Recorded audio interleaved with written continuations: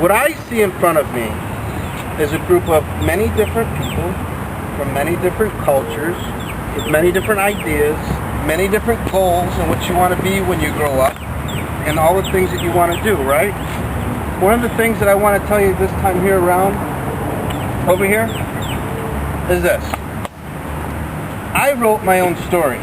What I mean by that is that when I was your age, I was starting to think about why are things happening to me and how did things happen and how do I change the outcome of them, okay?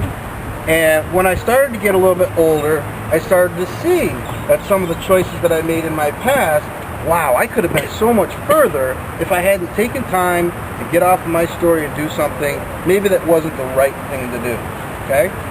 So then, getting into college and then getting my first job and getting my first home and things like that, I realized when I got to the Park Service, they wanted to do a background check on me. Do you know what that means? They wanted to look into my past and find out what I've done to make sure that I'm okay to be a park ranger.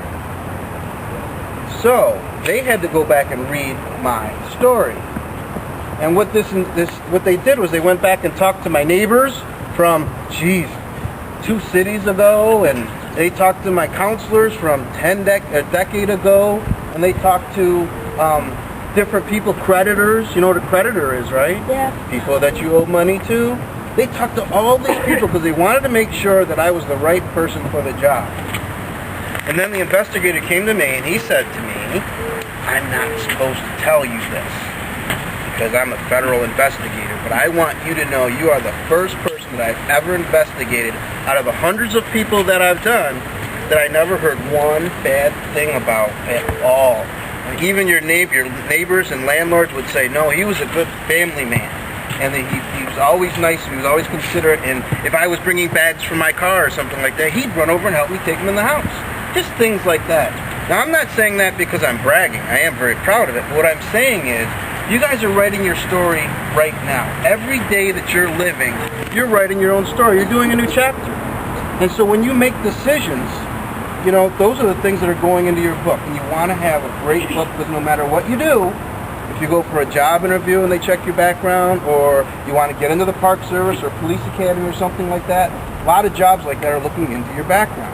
Now, there's something completely different now that I had no idea about when I was writing my book, and that is the computer and the internet and the Facebook and the bird one, the tweet, the Tweet. yeah, that Twitter thing, right? You know? And so you have to be careful about what you're saying about your story because that is public.